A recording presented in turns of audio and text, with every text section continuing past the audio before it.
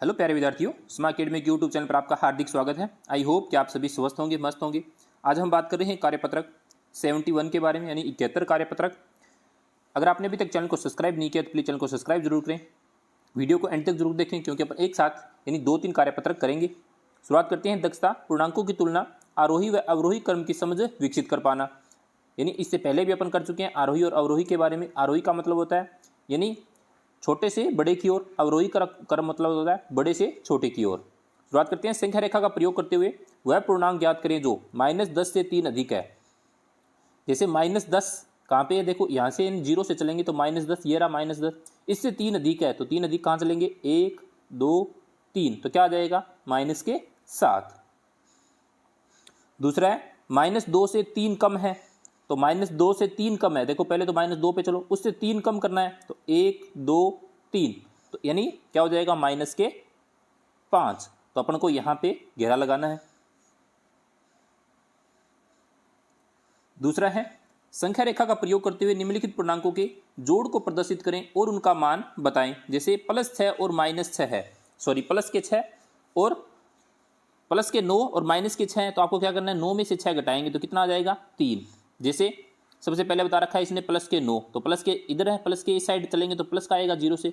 देखो प्लस के 9 यानी यहाँ तक चलना है अपने को। अब वो कह रहा है माइनस के 6 माइनस करना है, तो 1 2 3 4 5 और 6, कितना आंसर आ गया, यानी 3। दूसरा है माइनस के 3 प्लस माइनस के 7, तो दोनों को क्या करें, दोनों माइनस की संख्या है, दोनों को जोड़ देंगे तो कितने आ जाएंगे, -10 हो जाएंगे। सबसे पहले माइनस के 3 पे चलना है, जैसे 0 से 3 पे आए ये रहा। अब और इसमें 7 प्लस करने हैं माइनस की, 1 2 3 4 5 6 7, कितने हो गए -10। बहुत आसान है ये संख्या रेखा पे दिखाना, बस आपको एक बार थोड़ा सा पता होना चाहिए प्लस की कौन सी और माइनस की कौन सी होती है। नेक्स्ट है -8 + 4, तो -8 में से प्लस के 4 घटा देंगे तो अपने पास बच जाएंगे -4। तो सबसे पहले आपको -8 तक चलना है, यानी -8 देखो कहाँ है, ये रहा। अब इससे वापस यानी आपको चलना है, यानी प्लस के करने हैं तो वापस इधर चलेंगे, 1 2 3 4, तो कितना आ जाएगा उत्तर अपना -4। फिर है -2 + के 8, फिर -4 को जोड़ना है, तो -2 और -4 कितने हो गए, 6।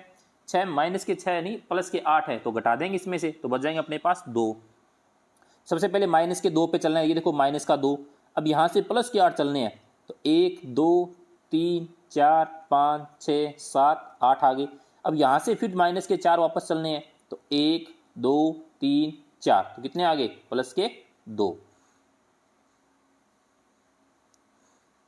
फिर है दी गई आकृति में संख्या रेखा को दिखाया गया जो पूर्णांकों को निरूपित करती है। इस रेखा को देखकर निम्नलिखित बिंदुओं को ज्ञात करना है। यदि बिंदु D पूर्णांक +8 है तो +8 वाला बिंदु कौन सा होगा।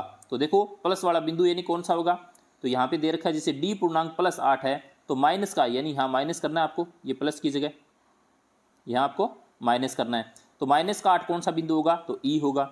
ए बिंदु धनात्मक है पूर्णात्मक, तो ए क्या है, धनात्मक है।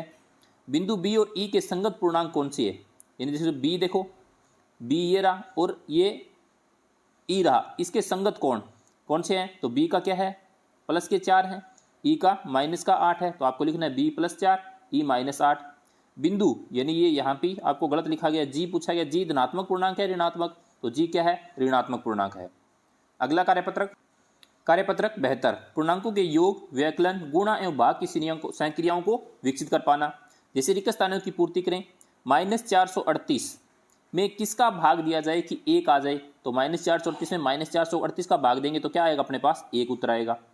फिर है 15 यानी 5 है, उसको कौन सी संख्या में भाग दें कि -3 आ जाए, तो -15 में भाग देंगे तो -3 आ जाएंगे।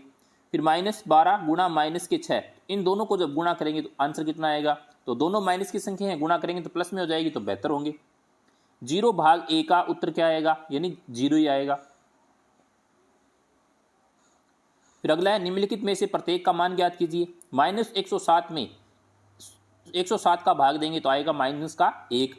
फिर है बड़ा ब्रैकेट है -3 + 2, यानी इस संख्या में जब भाग देंगे तो इसको जब घटाएंगे, 3 में से 2 को घटाएंगे तो आ जाएगा -1। फिर -2 में से 1 घटाएंगे तो आ जाएगा -1।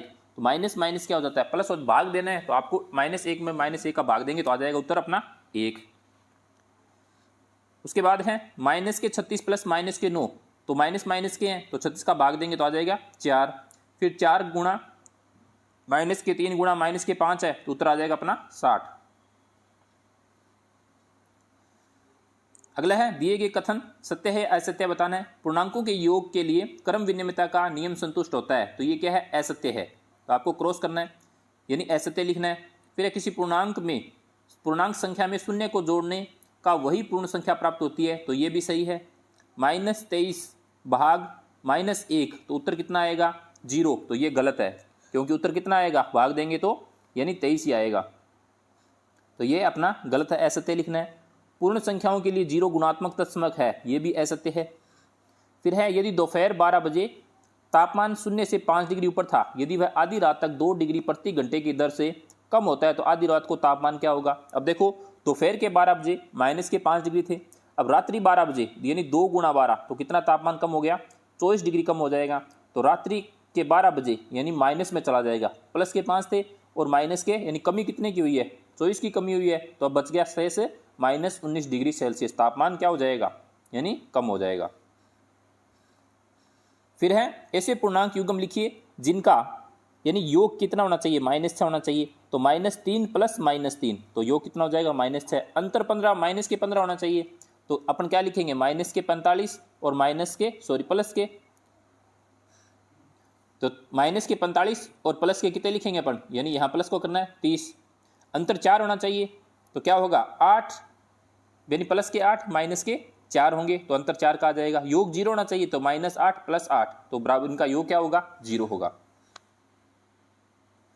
अगला कार्यपत्र का अपना 73 कोण मापने कोण बनाने की समझ विकसित कर पाना। नीचे दिए गए कोणों को चांदे की सहायता से नाप कर लिखना है, तो आपको यहाँ पे इसको चांदे की सहायता से नापना है। जैसे यहाँ तक का कोण होगा तो कितने डिग्री का होता है, यानी 90 डिग्री का होता है, तो ये कोण है वो 60 और 70 के बीच का है, तो आप इसको एक बार चांदे से जरूर नापें, यानी 60 और 70 के बीच का है, तो आपको एक बार चांदे से नापना है इसको अपनी वर्कबुक में कि कितने डिग्री का आ रहा है।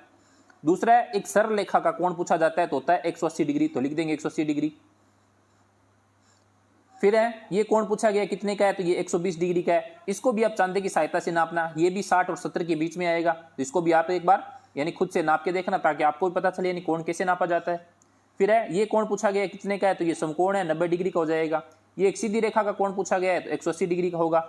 नीचे दिए गए कोणों को चांदे की सहायता से बनाने हैं, अब आपको अपनी वर्कबुक में ये बनाने पड़ेंगे आपको चांदे की सहायता से। जैसे 45 डिग्री का तो 45 डिग्री का कोण बनाना है, फिर 65 डिग्री का तो 65 का बनाना है, फिर 90 डिग्री का यानी समकोण बनाना है, फिर 70 डिग्री का कोण बनाना है, फिर 155 डिग्री का बनाना है, 145 डिग्री का बनाना है। इस तरीके से आपको इन कोणों को बनाना है। आई होप कि आपको अच्छे से समझ में आए होंगे। Thank you.